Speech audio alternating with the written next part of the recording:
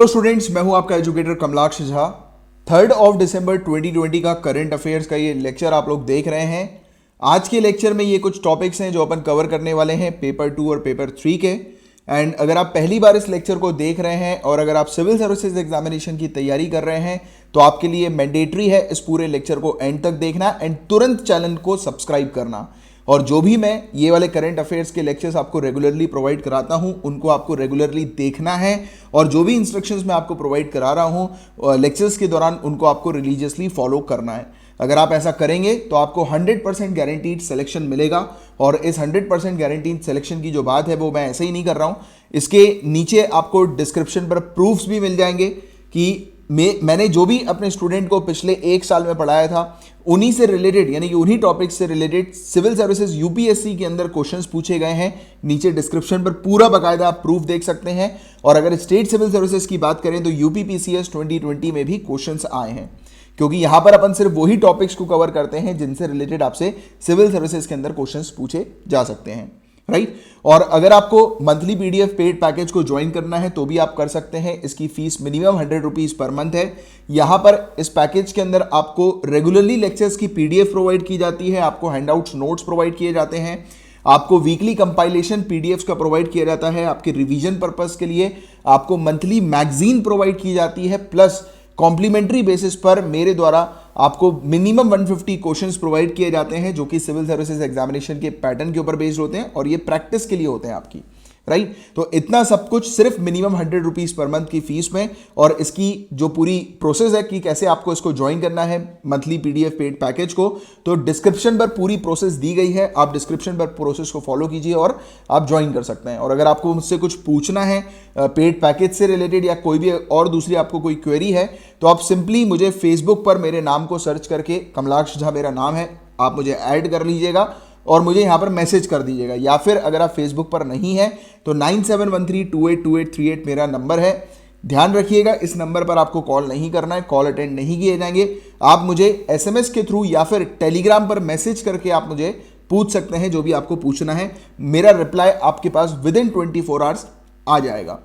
और अगर आप टेलीग्राम पर हैं तो आप अपने चैनल को भी ज्वाइन कर सकते हैं। Current affairs by Kamlaksh Jha channel है और साथ ही साथ एक डिस्कशन ग्रुप भी है।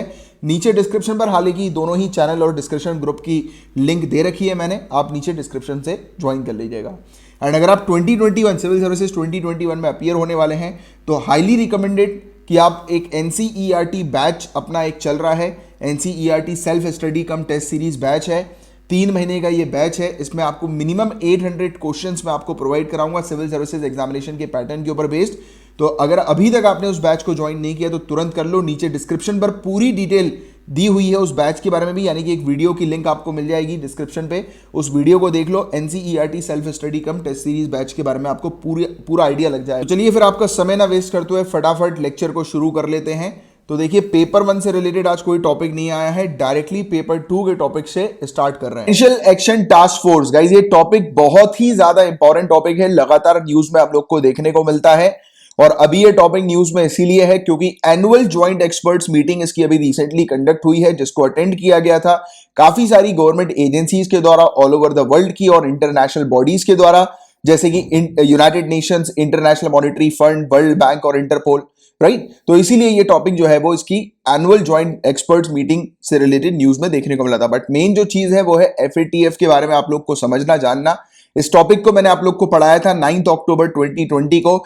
इस लेक्चर पे 1 मिनट 32 सेकंड पे आप जाएंगे तो आपको ये टॉपिक मिल जाएगा। बट डोंट वरी, अभी मैं ये वाला जो टॉपिक है एफएटीएफ का अभी के अभी इसी के साथ अटैच कर रहा हूं जो मैंने आपको पहले पढ़ाया था।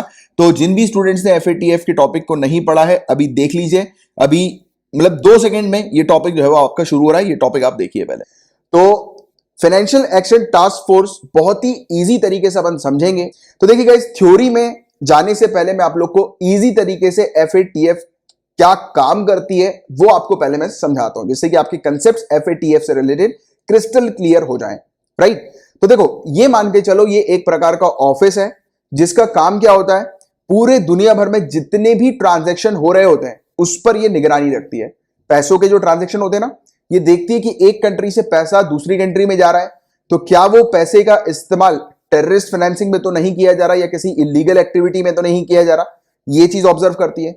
दूसरी चीज देखती है कि कहीं कोई व्यक्ति इस प्रकार से अपने ब्लैक मनी को व्हाइट मनी में तो कन्वर्ट नहीं कर रहा, यानी कि मनी लॉन्ड्रिंग एक्टिविटी तो नहीं हो रही है। मनी लॉन्ड्रिंग एक्टिविटी में होता क्या है, इस पर भी अपन बात करते हैं। तो देखो गाइस, आपने हवाला के बारे में सुना होगा, हवाला का काफी बड़ा नेटवर्क होता है, और नहीं सुना तो आपको पढ़ना है ही, ऑलरेडी आपके जीएस पेपर 3 में है ये वाला टॉपिक, हवाला के बारे में आपको पढ़ना ही है।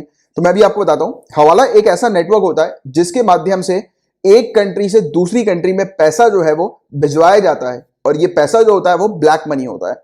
तो ये किस प्रकार से इनका ऑपरेशन होता है तो ये भी समझो आप। तो देखो, एक व्यक्ति इंडिया के अंदर है, उसके पास 100 करोड़ रुपए है, वो व्यक्ति जाएगा हवाला के एजेंट के पास, हवाला के एजेंट को 100 करोड़ रुपए देगा, और हवाला का एजेंट वो 100 करोड़ रुपए लेकर जाएगा जहां पर भी उसको डिलीवर करना है। क्या ऐसा होता है? नहीं।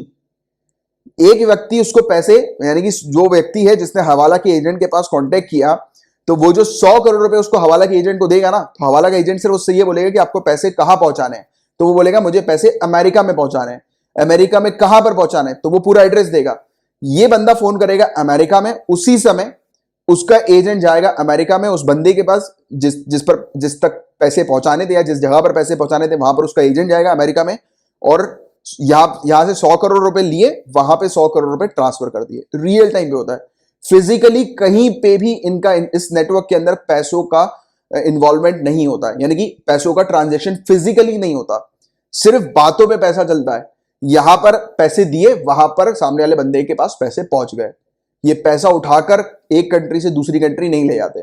इनका जो पूरा काम चलता है वो सिर्फ फोन कॉल्स के ऊपर चलता है, और इनका नेटवर्क इतना ज्यादा बड़ा है कि इनकी जो डील होती है, एक तो वो करोड़ों रुपए की डील होती है, हर बार हम लोग को ये चीज देखने को मिलती है। और जब आप ऑब्वियसली बात है यार, जब आप आईएएस आईपीएस बनोगे तो आपको ऑलरेडी पता होगा कि आपके क्षेत्र में कौन से हवाला के एजेंट्स हैं, क्योंकि पता होता है ऑफिशियल्स वगैरह को, एजेंट्स वगैरह के बारे में, और इनका नेटवर्क बहुत हाई होता है, बहुत हाई, और पूरा इलीगल पैसा जो है वो इनके थ्रू ट्रांजैक्ट होता है। अब आप बोलोगे कि सर मतलब यहाँ पे पैसे लिए, वहां पर पैसे दे दिए, अब उस बंदे ने पैसे दे दिए तो उसको तो पैसे मिले नहीं। गाइस, इनका पूरा सिस्टम जो चलता है ना वो पर्ची सिस्टम होता है एक प्रकार का, यानी कि कल को अगर उनको 100 करोड़ रुपए यहां पर ट्रांसफर करने होंगे ना किसी व्यक्ति को इंडिया के अंदर से, तो फिर वो फोन करके अपना बैलेंस यहां से डिडक्ट कर लेंगे। तो पूरा बैलेंस पे उधारी बोल सकते हो, पूरा गेम जो चलता है इनका उधारी पे या सिर्फ बातचीत पे चलता है। और आप जानते हो कि जितने भी इलीगल बिजनेस होते हैं, इनकी बात जो होती है वो बहुत मायने रखती है, और जहां बात खराब हुई वहां पे तो फिर डिस्के आऊं समझ पा रहे होगे, राइट? तो ये वाली चीज होती है इनकी। तो ये इस प्रकार से इनका नेटवर्क चलता है। और अगर आपसे कोई बोले कि हवाला में पैसे में गाड़ी में पैसा भर के जो है वो ले जाया जाता है और इस तरह की, तो ऐसा नहीं होता। इनका काम सिर्फ फोन कॉल पे चलता है। तो ये है एक्चुअली में हवाला सिस्टम। और इसके थ्रू क्या करते हैं, काफी सारे लोग अपने ब्लैक मनी को व्हाइट मनी में कन्वर्ट करते हैं। अब कैसे होता है ये ब्लैक मनी व्हाइट मनी में कन्वर्ट, तो वो भी समझो। तो देखो, इन लोग क्या करते हैं, इनकी शेल कंपनीज होती है, यानी कि इतने बड़ा अमाउंट जो कोई दूसरे कंट्री में भेज रहा है, और किस पर्पज के लिए, ब्लैक से व्हाइट मनी बनाने के पर्पज के लिए भेजा उसने। तो वो क्या करते हैं, इनकी शेल कंपनीज होती है, कहीं पे लिख लो आप SHELL shell companies. Shell companies क्या करती हैं कि ये कंपनी जो होती है वो सिर्फ ऑन पेपर होती है, वहां पर कोई बिल्डिंग नहीं है, वहां पर कोई ऑफिशियल प्रोफेशनल एक्टिविटीज नहीं हो रही है, सिर्फ ऑन पेपर होती है। कंपनी सिर्फ लीगलाइज होती है पेपर पे, कागज पे, एक्चुअल में कोई कंपनी नहीं। आप वहां पर जाके देखोगे खाली मैदान होगा, कुछ नहीं काम हो रहा। बट ये क्या करते हैं, ये वहां से पैसा थोड़ा थोड़ा यहां भिजवाएंगे हर महीने, और ये दिखाएंगे कि हमारा जो है ये कंपनी बिजनेस कर रही है और हमें ये प्रॉफिट आ रहा है। तो ये जो गोलमाल होता है ना, इसको पकड़ने का काम होता है FATF का। दूसरी चीज ये पकड़ती है, देखती है कि जो एक कंट्री के अंदर जो पैसा है उसका किस तरीके से उपयोग कर रही है वो कंट्री। जैसे कि पाकिस्तान को अभी इसने टारगेट किया हुआ, क्यों किया हुआ, क्योंकि इसको शक था कि पाकिस्तान जो है वो पैसे, पाकिस्तान के अंदर जो पैसों का जो ट्रांजेक्शन हो रहा है वो टेररिस्ट फंडिंग के लिए हो रहा है, टेररिस्ट फाइनेंसिंग के लिए हो रहा है। और इस पर FATF ने पाकिस्तान से क्वेश्चंस दिए थे, FATF ने पाकिस्तान को क्वेश्चंस दिए थे, और उस क्वेश्चंस का जवाब पाकिस्तान दे नहीं पाई FATF को। तो इसने FATF ने पाकिस्तान को ग्रे लिस्ट में डाल दिया। इनकी ग्रे लिस्ट में आने का मतलब क्या होता है, एक कंट्री को वार्निंग दी जाती है कि अगर समय रहते हुए आपकी जितनी भी एक्टिविटीज है आप बंद कर दो, और अगर ऐसा नहीं करोगे तो आपको ब्लैक लिस्ट में डाल दिया जाएगा। अब ये FATF जिन भी कंट्रीज को ग्रे लिस्ट में या ब्लैक लिस्ट में डालती है ना, ये मान के चलना उन कंट्रीज के साथ कोई भी दूसरी कंट्रीज किसी भी प्रकार से डील नहीं करती है, एक प्रकार से बॉयकॉट कर दिया जाता है उन कंट्रीज को।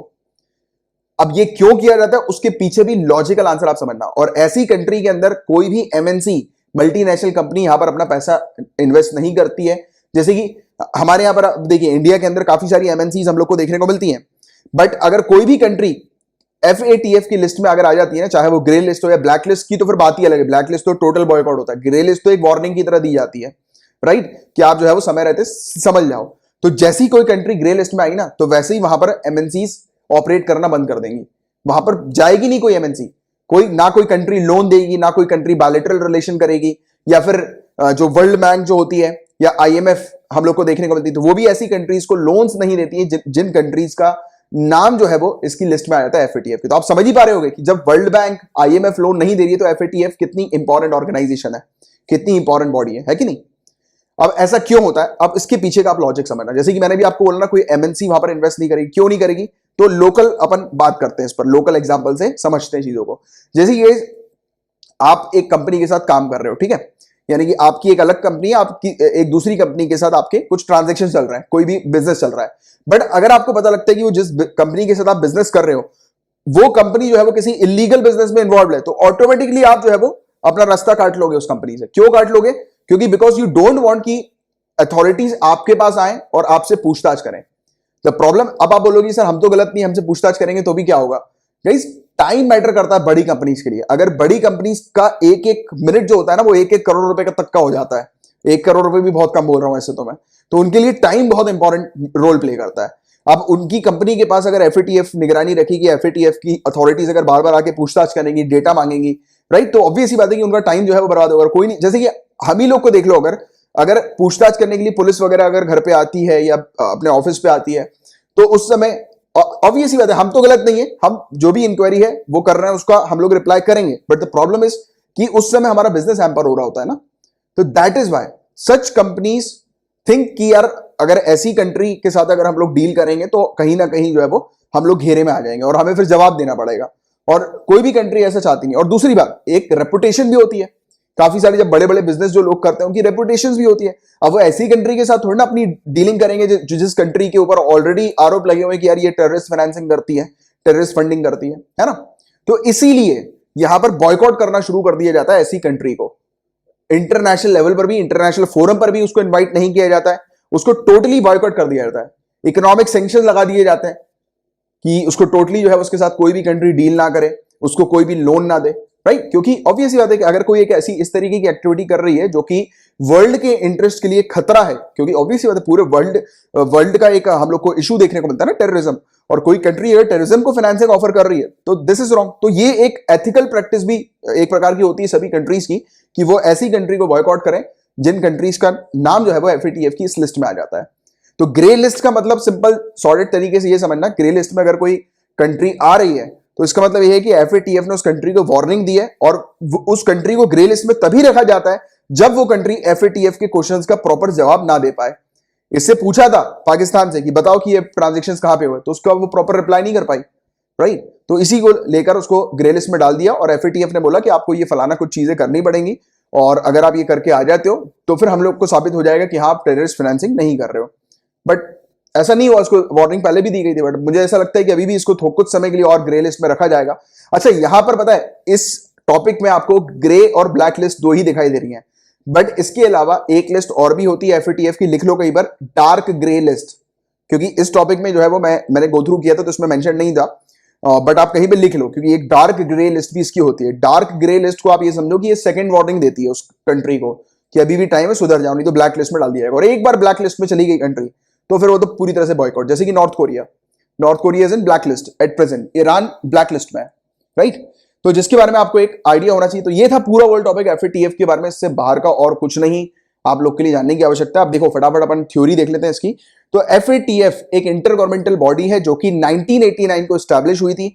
ये G7 का इनिशिएटिव है, ग्रुप ऑफ 7 नेशंस का इनिशिएटिव है।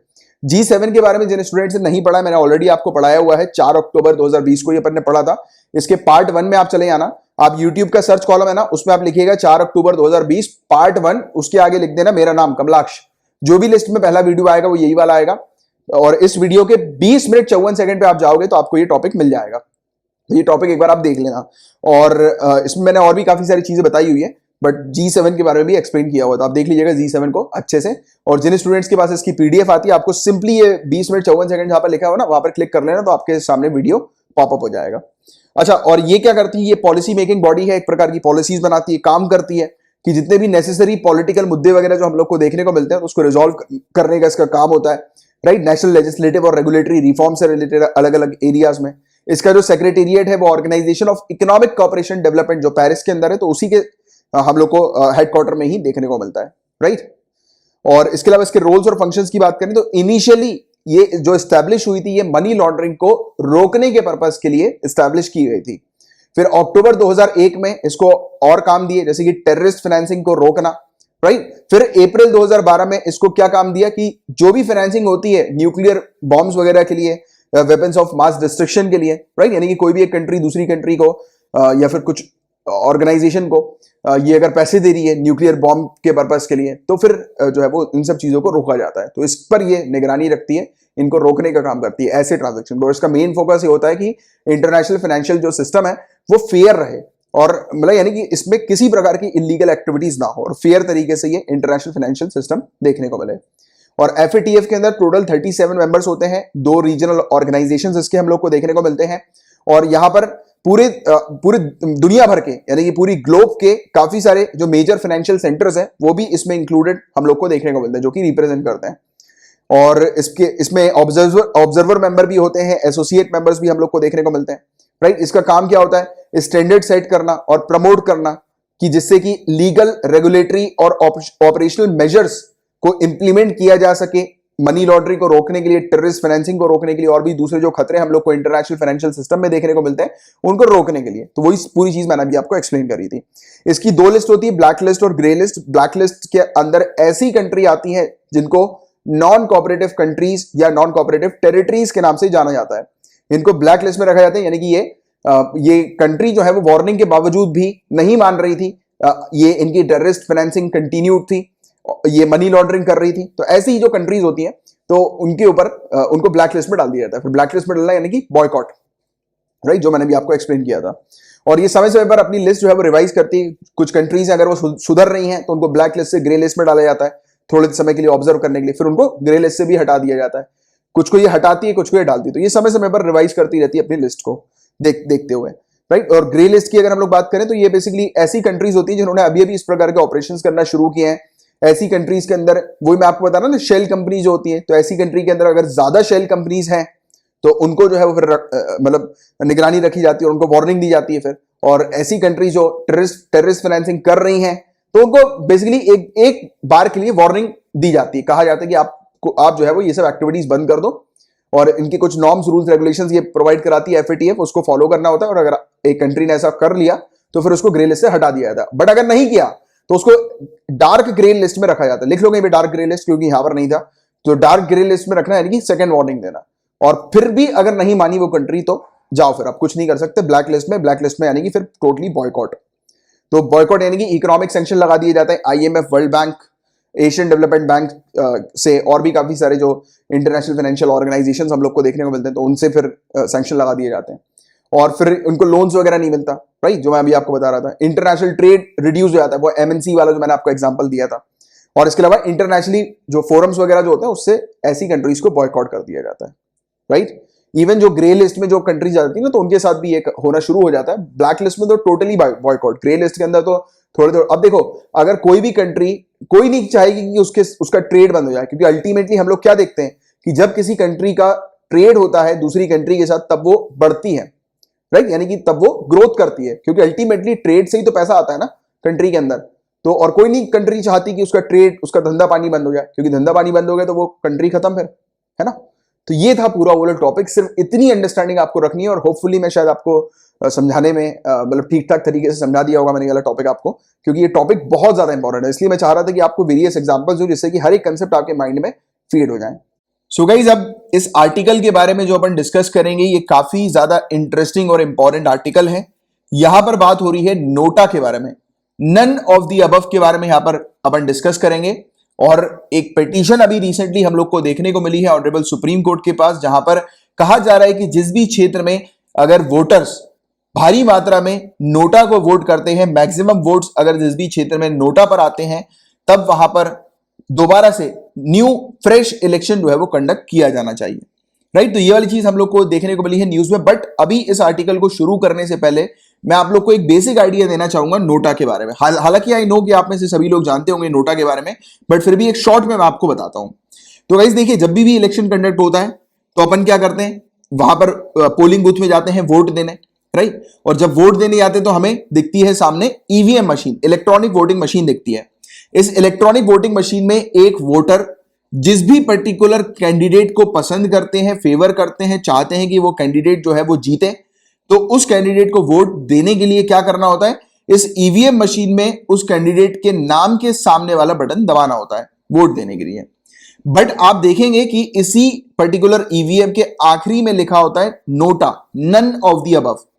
इस पर जो भी वोटर क्लिक करते हैं, इसका मतलब यह है कि वोटर जो है वो नहीं चाह रहे हैं कि ऊपर लिस्ट में मौजूदा कोई भी कैंडिडेट जीते, राइट। नोटा पे क्लिक करने का मतलब होता है कि ऊपर मौजूदा जो भी कैंडिडेट्स हैं वो सक्षम नहीं है, ऐसा वोटर सोचते हैं कि कोई कैंडिडेट जो है वो सक्षम नहीं है हमारी कंट्री को चलाने के लिए, केपेबल नहीं है हमारी कंट्री को चलाने के लिए, इसलिए वो फिर असंतोष व्यक्त करते हुए नोटा पे क्लिक कर देते हैं। वो बोलते हैं कि ये कोई भी कैंडिडेट जो है वो ठीक नहीं है, राइट। तो ये इंपॉर्टेंस होती है नोटा की। और अगर जिस भी क्षेत्र पर ज्यादा वोट्स आते हैं, maximum number of votes NOTA के आते हैं, तो उस क्षेत्र पर दोबारा से इलेक्शन जो है वो कंडक्ट होता है, राइट। तो इसी पर डायरेक्शन जो है वो मांगा है ऑनरेबल सुप्रीम कोर्ट से एक एडवोकेट ने पिटीशन को फाइल करते हुए।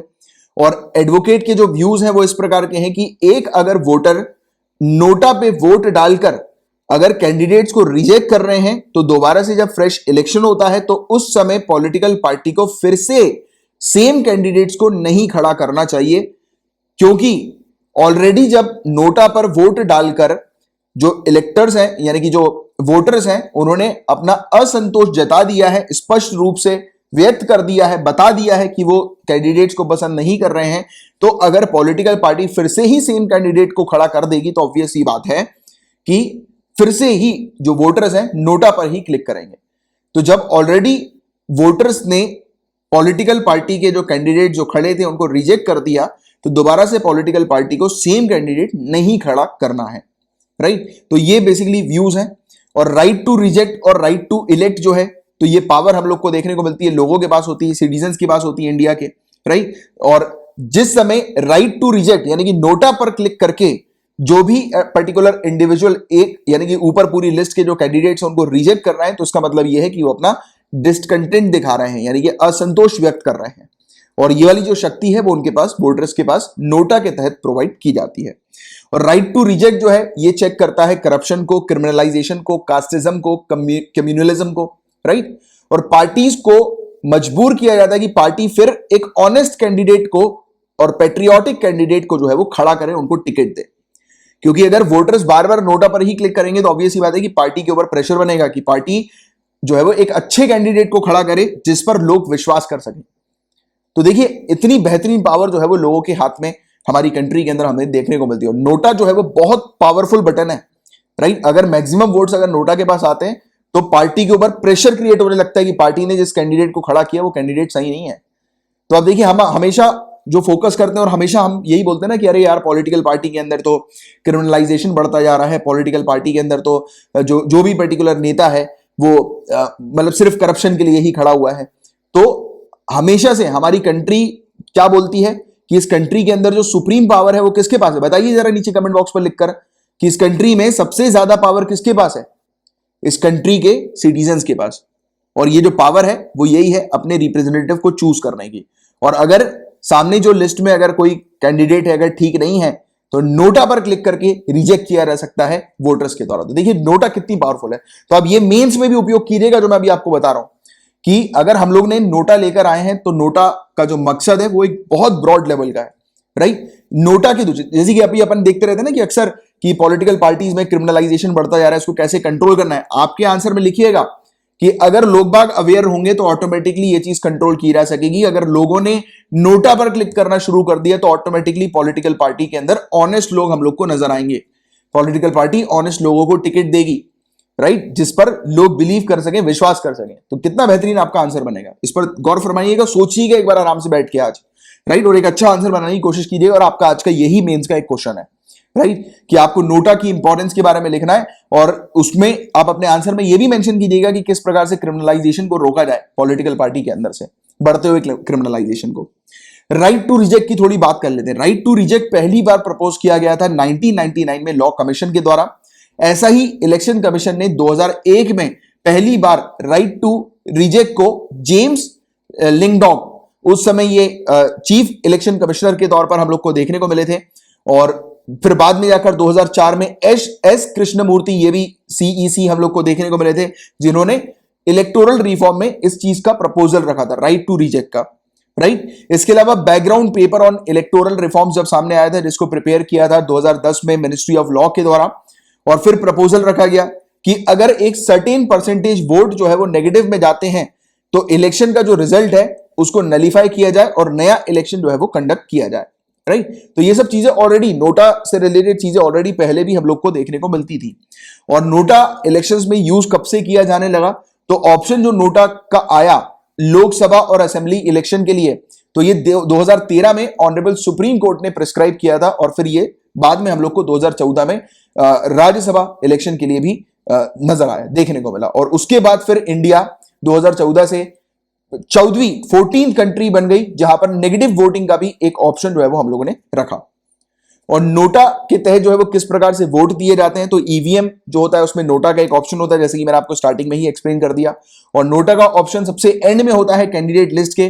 पहले भी देखो, जब नोटा नहीं था ना, उससे पहले भी एक जो वोटर है वो बेसिकली रिजेक्ट कर सकते थे, नेगेटिव बैलेट जो है वो डाल सकते थे। अगर आपसे क्वेश्चन आ जाए कि नोटा जो है वो अभी भी इंट्रोड्यूस हुआ, नोटा जैसा मैकेनिज्म, याद रखना, ध्यान से पढ़ना पूरे स्टेटमेंट को, कि नोटा जैसा मैकेनिज्म क्या पहले था इंडिया के अंदर, तो आपका स्टेटमेंट वो वाला करेक्ट होगा। हां था पहले के समय पे वोटर जो है वो एक प्रिसाइडिंग ऑफिसर को, यानी कि जिस भी पर्टिकुलर पोलिंग बूथ के अंदर जब वो जाकर वोट डालते थे, तो उस समय अगर उनको नेगेटिव बैलेट डालना था तो वो उनको सिर्फ प्रिसाइडिंग ऑफिसर को जो है वो बताना होता था कि उनको नेगेटिव बैलेट डालना है, और फिर प्रिसाइडिंग ऑफिसर के डायरेक्शन के आधार पर वो नेगेटिव बैलेट डाल सकते थे। तो याद रखिएगा, नोटा का mechanism, none of the above का मैकेनिज्म पहले था, एग्जिस्ट हुआ करता था, बट उस समय प्रिसाइडिंग ऑफिसर के इन्वॉल्वमेंट की आवश्यकता होती थी।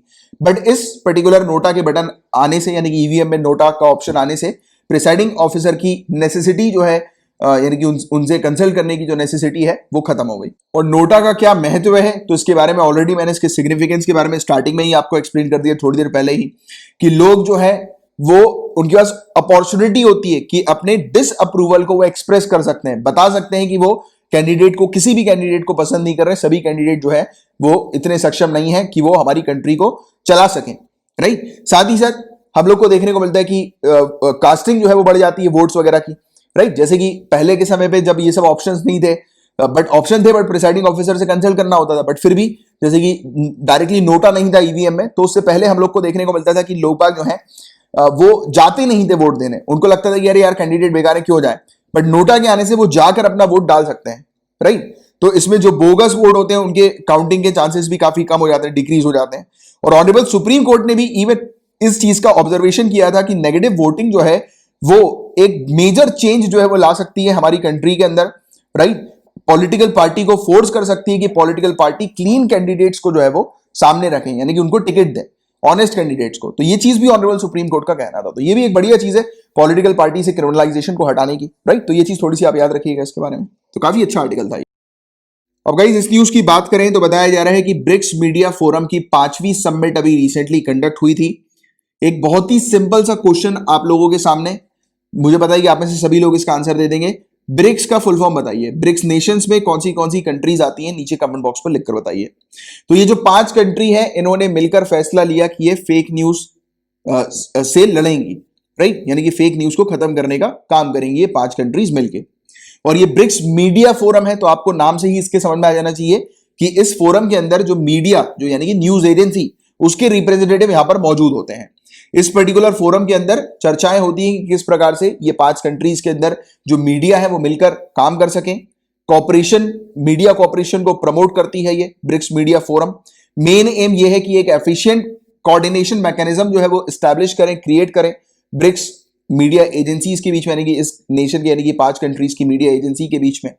फोकस करते हैं कि इनोवेशन ड्रिवन मीडिया डेवलपमेंट जो है वो लेकर आएंगे, और स्ट्रॉन्गर मोमेंटम क्रिएट करने पर इनका फोकस होता है ब्रिक्स कंट्री के डेवलपमेंट के लिए। और ये बेसिकली अपने इस मैकेनिज्म के तहत, यानी कि एफिशिएंट कोऑर्डिनेशन मैकेनिज्म जो इनके मीडिया का है, इसके तहत एक्सचेंज कर सके अपने चैलेंजेस वगैरह, अपने इश्यूज वगैरह आपस में। देखो सिंपल सी चीज आपको याद रखनी है कि ये एक फोरम है, एक प्लेटफॉर्म है, जहां पर ब्रिक्स कंट्री की जो मीडिया एजेंसी है वो इकट्ठा होती हैं, अपने अपने चैलेंजेस को वो बताती हैं कि वो क्या क्या इश्यूज वो फेस कर रही हैं, क्या क्या चैलेंजेस वो फेस कर रहे हैं, और उन चैलेंजेस को रिजॉल्व करने के ऊपर ये काम करते हैं कि इनोवेटिव तरीके से उन चैलेंजेस को रिजॉल्व किया जा सके।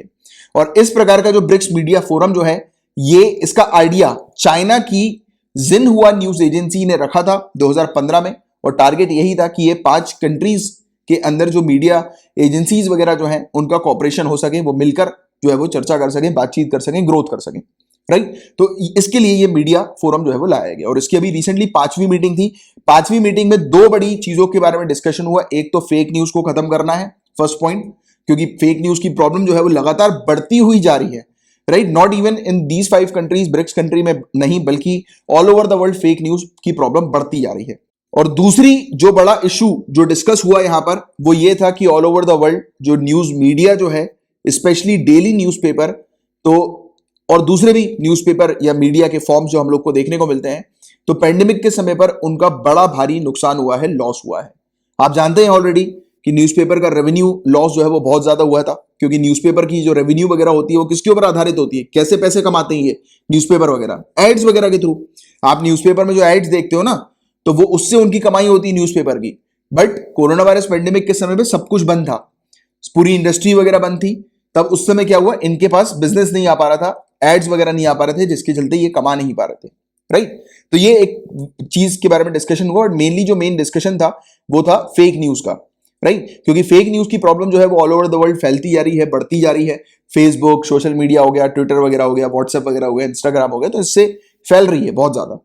और ये ना ही सिर्फ मेन स्ट्रीम मीडिया के लिए खतरा है फेक न्यूज का फैलना, बल्कि लोगों की लाइफ के लिए भी खतरा है। इसका एक रियल वाला एग्जांपल मैं आपको देता हूं, राइट। अभी बात है ये कुछ साल 1.5 साल पहले की, राइट। अब आप मेरे रेगुलर व्यूअर्स बोलेंगे कि सर आपने ये एग्जांपल पहले भी दिया था, अभी फिर से दे रहे हो। देखो गाइस, क्या होता है कि मैं यहां पर वो एग्जांपल वो ही देता हूं जिससे कि आपको उसे गंभीरता के बारे में पता लगे कि यार ये कितना डेंजरस हो सकता है, राइट। तो एग्जांपल में बिल्कुल रियलिटी वाले भी आपके सामने प्रोवाइड कराता हूं, राइट, जिससे कि आप इजी तरीके से अंडरस्टैंड कर पाओ, फील कर पाओ चीजों को कि फेक न्यूज कितना खतरनाक है। देखो, 1.5 साल पहले की बात थी, कुछ नहीं हुआ, आपस में जैसे दोस्त लोग होते हैं ना, मस्ती वस्ती करते हैं, तो ऐसी था, एक फ्रेंड्स का ग्रुप था।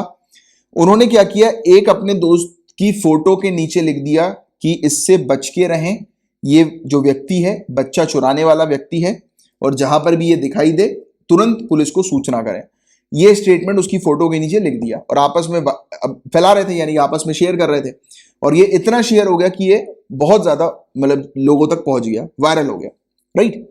उसके बाद क्या कहानी हुई कि इस लड़के की, यानी कि जिसकी ये फोटो थी जो वायरल हुई थी, इसकी बदकिस्मती ये थी कि एक गांव से गुजर रहा था, और वहां पर गांव में रहने वाले कुछ लोगों ने इसकी फोटो को देखकर उसे पहचान लिया और उसको पकड़ के इतना मारा कि उसकी मौत हो गई। तो मॉब लिंचिंग नजर आई। तो फेक न्यूज या डिस इंफॉर्मेशन के चलते, एक छोटी सी मस्तीखोरी के चलते आप देख रहे हैं कि कैसे लोगों की मौत हो सकती है। तो ये डिस इंफॉर्मेशन है, यानी कि गलत इंफॉर्मेशन फैलाई गई कि वो इंसान जो है वो बच्चा चोरी करने वाला। तो अब सोचिए कि कितनी खतरनाक चीज है। और ये खतरनाक का इसका जो लेवल है वो इतना हाई है कि आज की डेट में फेक न्यूज का इस्तेमाल टेररिस्ट तक करते हैं।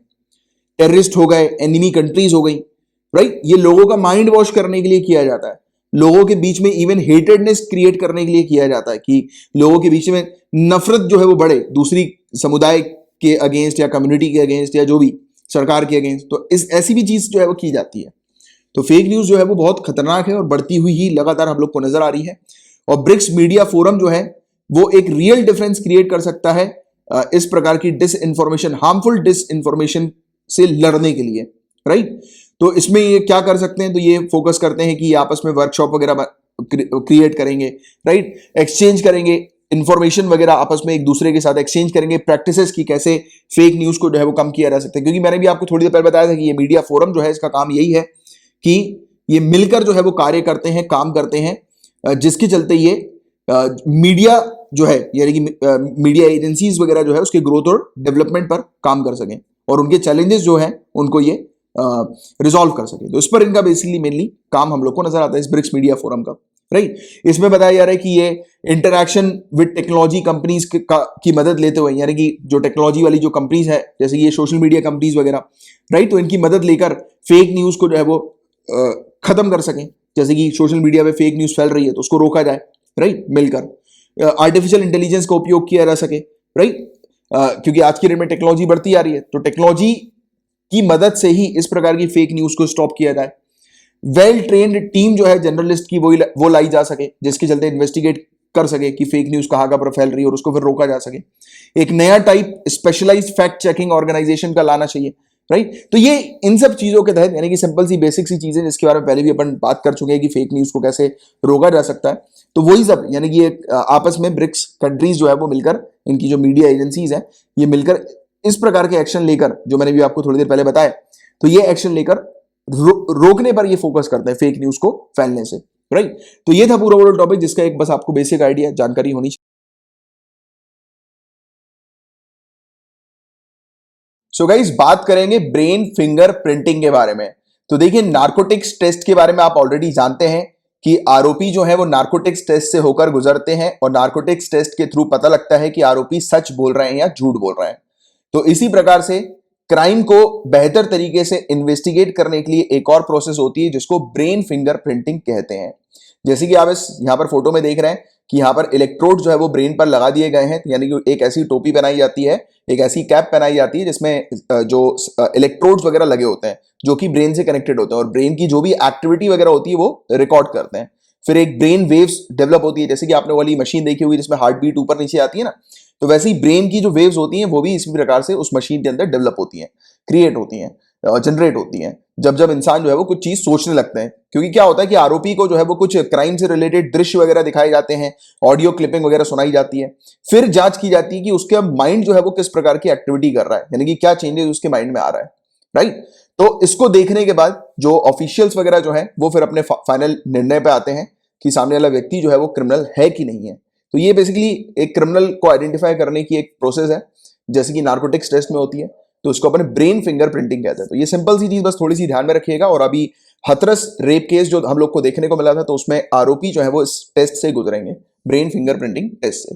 थोड़ी सी थ्योरी भी मैं आप लोग को बता देता हूं। तो देखो, इसमें कुछ चीजें आप लोग को थोड़ी सी ध्यान में रखनी है, जैसे कि ब्रेन फिंगर प्रिंटिंग को brain electrical oscillation signature profiling के नाम से जाना जाता है, यानी कि ये इसका मेन नाम है, राइट। और इसको अपन ब्रेन फिंगर प्रिंटिंग भी कहते हैं। ये न्यूरो साइकोलॉजिकल मेथड एक हम लोग को देखने को मिलता है जिसके चलते एक अक्यूज का पता लगाया जाता है कि वो क्राइम में इन्वॉल्व है कि नहीं, यानी कि एक आरोपी क्राइम में इन्वॉल्व है कि नहीं है, राइट। उसके ब्रेन के रिस्पॉन्स को स्टडी करते हुए ये चीज पता लगाई जाती है। और ये जो टेस्ट है ये एक प्रोसेस के थ्रू कंडक्ट किया जाता है, और जो वो प्रोसेस है वो है इलेक्ट्रोएन्सीफेलोग्राम। इलेक्ट्रोएन्सीफेलोग्राम ये प्रोसेस है जिसके थ्रू ये पूरा टेस्ट कंडक्ट होता है। और इसके तहत स्टडी किया जाता है कि ह्यूमन ब्रेन का बिहेवियर, इलेक्ट्रिकल बिहेवियर किस प्रकार का है, राइट। और इस टेस्ट के अंदर जो आरोपी जो होते हैं, अक्यूज जो होते हैं, उनकी कंसेंट, उनकी मंजूरी, उनकी सहमति की आवश्यकता होती है। यानी कि वो अगर इस टेस्ट के लिए सहमत नहीं है तो ये टेस्ट नहीं करवाया जाएगा, राइट। फिर जैसे ही वो अगर अपनी सहमति देते हैं तो उसके बाद उनको फिर एक कैप पहनाई जाती है जिस कैप में बहुत सारे इलेक्ट्रोड्स अटैच रहते हैं, राइट। और ये जो इलेक्ट्रोड्स होते हैं ये बेसिकली ब्रेन वेव्स को जो है वो जो भी ब्रेन जो वेव्स जनरेट करता है उसको स्टडी करते हैं, कैलकुलेट करते हैं, राइट। तो अक्यूज जो है फिर उसको क्राइम से रिलेटेड, जैसे मैंने आपको थोड़ी देर पहले बताया था कि सीन वगैरह दिखाया जाता है, फोटोज दिखाई जाती है, ऑडियो क्लिपिंग्स वगैरह सुनाई जाती है, राइट। फिर ये चेक किया जाता है कि उसके ब्रेन में, आरोपी के ब्रेन में जो न्यूरॉन्स हैं वो किस प्रकार से ट्रिगर हो रहा है। और उसके बाद जो ब्रेन जिस प्रकार से ब्रेन वेव्स को जनरेट करता है तो उसी चीज को रिकॉर्ड कर लिया जाता है। और फिर बाद में जाकर ऑफिशियल्स वगैरह जो है वो इस पूरी चीज को स्टडी करते हैं और फिर फाइनल कंक्लूजन में आते हैं कि सामने वाला व्यक्ति जो है वो उसमें इन्वॉल्व है कि नहीं है क्राइम में, राइट। कि उसकी बॉडी जो है वो क्राइम सीन को देखकर किस प्रकार से रिस्पॉन्ड कर रही है, राइट। कि वो नर्वस हो रहा है कि नहीं हो रहा। क्योंकि देखो कई बार ऐसा होता है ना कि सामने वाला व्यक्ति जो है, अगर उसने, जैसे हम बोलते हैं ना कि कोई इंसान जब झूठ बोलता है तब अलग ही उसके हाव भाव हो जाते हैं, तो वैसे ही कुछ है ये इंटरनली। जैसे कि सामने वाला व्यक्ति अपने हाव भाव को तो कंट्रोल कर सकता है, बट इंटरनल जो उसके अंदर चल रहा है उसको कंट्रोल करना बहुत मुश्किल होता है, राइट। तो इसलिए इस प्रकार की टेस्टिंग होती है आरोपियों को पकड़ने के लिए, या फिर ये क्राइम में वो आरोपी इन्वॉल्व है कि नहीं है उसका पता लगाने के लिए। तो ये टेस्टिंग है जिसका नाम है, याद रखिएगा, ब्रेन फिंगरप्रिंटिंग, राइट। तो ये चीज था। देखिए यहां पर अब बात हो रही है Indian peacock soft shell turtle के बारे में। तो ऐसा दिखता है ये soft shell turtle, Indian peacock soft shell turtle. Riverine turtle है ये, इंडिया, नेपाल और बांग्लादेश में पाया जाता है। ओमनीवोरस होते हैं ये जनरली, ओमनीवोरस यानी कि प्लांट और एनिमल दोनों स्पीसीज को ये खाते हैं, राइट, यानी कि प्लांट्स को भी खाएगा और एनिमल्स की स्पीसीज को भी खाएगा, राइट। जैसे कि जो सिर्फ शाकाहारी होते हैं वो हर्बीवोरस होते हैं, और जो मांसाहारी होते हैं कार्निवोरस होते हैं, और जो दोनों होते हैं वो ओमनीवोरस होते हैं, राइट। तो ये चीज आपको पता होनी चाहिए, इसकी प्रॉपर डेफिनेशन भी मैं आप लोग को बता ही दूं, क्योंकि इस प्रकार की कंसेप्ट भी अच्छे से क्लियर होने चाहिए। तो ऑफ एन एनिमल और person feeding on a variety of food of both plants and animal origin. तो दोनों ही प्लांट और एनिमल ओरिजिन के जो फूड होते हैं उस पर ये निर्भर रहता है, राइट, खाता है उसको ये, राइट। नॉक्टर्नल होता है ये, यानी कि ये बेसिकली रात में जो है वो ज्यादातर एक्टिव रहता है, राइट। तो ये वाली चीज है। कंजर्वेशन स्टेटस की इसकी बात करें तो वल्नरेबल है ये, IUCN की रेड लिस्ट के अंदर, CITES के अंदर अपेंडिक्स 1 के अंदर है, और Indian wild life protection act के शेड्यूल 1 में ये हम लोग को देखने को मिलता है। इसको संरक्षण हासिल है, प्रोटेक्शन हासिल है, और ये फैमिली ट्रियोनिचियाडे से बिलोंग करता है, राइट। तो इसके बारे में बस एक आपको बेसिक फैक्ट, एक आइडिया बस होना चाहिए जनरल। सो गाइस, यमुना नदी के ऊपर एक रिपोर्ट सामने आई है, इसकी बात करेंगे। तो देखिए, बहुत ही बुरी स्थिति यमुना नदी की बताई जा रही है। यमुना नदी का जो स्टेटस है वो बहुत ही पुअर नजर आ रहा है। पॉल्यूशन का लेवल बहुत ज्यादा यमुना नदी में देखने को मिल रहा है। जैसे कि आप इस फोटो में भी इवन देख सकते हैं, ताजमहल के पीछे का ये नजारा है। देखिए कितनी बुरी स्थिति हम लोग को यमुना नदी की दिखाई दे रही है। और एक रिपोर्ट जो सामने आई है, ये दिल्ली पोल्यूशन कंट्रोल कमेटी की रिपोर्ट है। ये मंथली प्रोग्रेस रिपोर्ट है, यमुना नदी के क्लीनिंग के ऊपर बेस्ड ये रिपोर्ट थी, और इस रिपोर्ट को इन्होंने सबमिट किया है यूनियन मिनिस्ट्री ऑफ जल शक्ति के पास। इस रिपोर्ट में क्या क्या चीजें पाई गई, तो इस पर बात करें तो फीकल कॉलीफॉर्म बेसिकली ह्यूमन और एनिमल का जो एक्सक्रीटा जो हम लोग को नजर आता है, तो उसके माइक्रोब्स होते हैं, राइट। तो उसको जो है वो चेक किया जाता है, तो ये पाया गया कि ये काफी बहुत हाई लेवल पर है, काफी ज्यादा है, जो डिजायर लिमिट होनी चाहिए उससे कई ज्यादा ऊपर ये हम लोग को नजर आ रहा है। यानी कि इजी तरीके से समझने के लिए ये बस मान के चलो कि यमुना नदी के अंदर जो है वो गटर का पानी मिलाया गया है, राइट, और स्थिति बहुत पुअर यमुना नदी की बताई जा रही है। और जैसे कि नदी में नहाने के लिए जो डिजायरेबल लेवल होना चाहिए फेकल कॉलीफॉर्म का, वो 500 MPN पर 100 मिलीलीटर होना चाहिए या उससे कम का होना चाहिए, तब वो ठीक माना जाता है। बट ये बताया जा रहा है कि ये काफी ज्यादा हाई लेवल का हम लोग को नजर आ रहा है, यानी डिजायरेबल लिमिट से काफी ऊपर है ये, राइट। फीकल कॉलीफॉर्म यानी कि गटर वगैरह का पानी जिसको आप बोल सकते हो, जिसमें ह्यूमन और एनिमल का एक्सक्रीटा मल वगैरह हम लोग को देखने को मिलता है, मलमूत्र वगैरह, राइट। और ये सेंट्रल पोल्यूशन कंट्रोल बोर्ड ने ये डिजायरेबल लेवल जो है वो सेट किया हुआ है। इसके अलावा जो पोल्यूटेंट्स जो दूसरे हम लोग को नजर आते हैं, तो उसमें भी पाया गया कि अलग अलग प्रकार के जो पोल्यूटेंट्स थे वो ग्राउंड वाटर पे पाए गए। जब सैंपल्स निकाले गए दिल्ली के अलग अलग एरियाज के, राइट, जब सैंपल्स निकाले गए इस यमुना नदी के, यानी कि दिल्ली से होती हुई गुजरती है नदी, तो अलग अलग क्षेत्र पर जब सैंपल्स निकाले गए ग्राउंड वाटर के, तो उसमें पाया गया कि स्थिति बहुत खराब है। जो परमिसिबल लिमिट होनी चाहिए उससे कई ज्यादा ऊपर जो है ये हम लोग को पोल्यूटेंट्स देखने को मिल रहा है यमुना नदी के पानी में। ग्राउंड वाटर का सैंपल अलग अलग पॉइंट से जब लिया गया, तब पानी की जो हार्डनेस जो थी वो डिजायरेबल लिमिट से कई ज्यादा ऊपर थी। जो डिजायरेबल लिमिट जो है वो 300 मिलीग्राम पर लीटर की है, उससे कई ज्यादा ऊपर पानी की हार्डनेस हम लोग को देखने को मिली। और जो क्लोरीन और कैल्शियम का जो लेवल था वो भी जो था वो डिजायरेबल लिमिट से काफी ऊपर था। और सल्फेट जो था वो भी, उसका लेवल भी काफी हाई हम लोग को नजर आ रहा था। और सल्फेट का डिजायरेबल लिमिट जो है वो 200 मिलीग्राम पर लीटर का मतलब माना जाता है। बट देखो, आपको ये इतना कुछ डिटेल में याद रखने की आवश्यकता नहीं। सिंपल सी बात ये याद रखो कि यमुना नदी का लेवल जो है वो काफी पुअर है पोल्यूटेंट्स के मामले में। बहुत हाई पोल्यूटेंट्स हम लोग को यमुना नदी के अंदर देखने को मिल रहा है और स्थिति काफी ज्यादा खराब है। तो बस एक बेसिक आपको इसका एक आइडिया होना चाहिए। हालांकि ये सब चीजें रटने की आपको आवश्यकता नहीं है कि किस किस चीज का लेवल जो है वो कितना है, राइट। तो ये सब चीजें नहीं पूछी जाएगी, बट सिंपल से एक जनरल आपको आइडिया होना चाहिए। यमुना नदी के बारे में कुछ बात करें तो गंगा नदी की एक मेजर ट्रिब्यूटरी के तौर पर यमुना नदी देखने को मिलती है हमें। कहां से ओरिजिनेट होती है, याद रखिएगा, यमुनोत्री ग्लेशियर से ओरिजिनेट होती है। और यहां पर बंदर पूंछ पीक हम लोग को नजर आती है मसूरी रेंज में, राइट, जो कि लोअर हिमालयस पे है। उत्तर काशी डिस्ट्रिक्ट जो है उत्तराखंड की, तो वहां पर ये हम लोग को नजर आती है पीक, बांदर पूंछ पीक, राइट। तो इसके बारे में आपको पता होना चाहिए। इसके अलावा गंगा से ये मिलती है, कहां पर मिलती है सभी लोग आप लोग जानते हैं, प्रयागराज में, राइट। प्रयागराज उत्तर प्रदेश में संगम होता है यमुना नदी और गंगा नदी का, राइट। और उससे पहले जो है वो उत्तराखंड, हिमाचल प्रदेश, हरियाणा, दिल्ली होती हुई जाती है। फिर यहाँ पर फिर इसका संगम हम लोग को देखने को मिलता है। इसकी ट्रिब्यूटरीज कौन सी है, चंबल, सिंध, बेतवा, केन। तो थोड़ी सी बस ये बेसिक इंफॉर्मेशन आप लोग को इसके बारे में पता होनी चाहिए और आइडिया होना चाहिए कि क्या स्टेटस यमुना नदी का है। तो बहुत बुरी हालत है। सो गाइस, ये अपना लास्ट टॉपिक था और मैंने आपको जितने भी टॉपिक्स पढ़ाए हैं, अगर आपको अच्छे से क्लियर हो गए हैं तो लाइक का बटन जरूर हिट कीजिएगा। लेक्चर को शेयर जरूर कीजिएगा और अगर आपने अभी तक चैनल को सब्सक्राइब नहीं किया तो सब्सक्राइब कीजिएगा। और मंथली पीडीएफ पेड पैकेज को अगर आपको ज्वाइन करना है तो पूरी डिटेल इसकी नीचे डिस्क्रिप्शन पर दी गई है, पूरी डिटेल आप पढ़ लीजिए, पूरी प्रोसेस लिखी हुई है। और अगर कोई प्रॉब्लम आती है आपको ज्वाइन करने में तो आप सिंपली मुझे फेसबुक पर मैसेज करके पूछ सकते हैं, या जो भी क्वेरी है, जो भी प्रॉब्लम आप फेस कर रहे हैं, या फिर आप मुझे, ये मेरा नंबर है, इस पर आप कॉल मत कीजिएगा, एसएमएस के थ्रू या टेलीग्राम पर मैसेज करके आप मुझसे क्वेरी जो है वो पूछ सकते हैं, यानी कि जो भी आपको क्वेरी है, राइट। और इस पीडीएफ पेड पैकेज में मैंने आपको स्टार्टिंग में लेक्चर के बता ही दिया था कि आपको क्या क्या मिलता है, तो ये पूरी चीज जो लिखी हुई है, पूरी की पूरी चीज आपको प्रोवाइड की जाती है। तो चलिए अब अपन मिलेंगे कल, तब तक लिए bye bye, take care, have a great day ahead.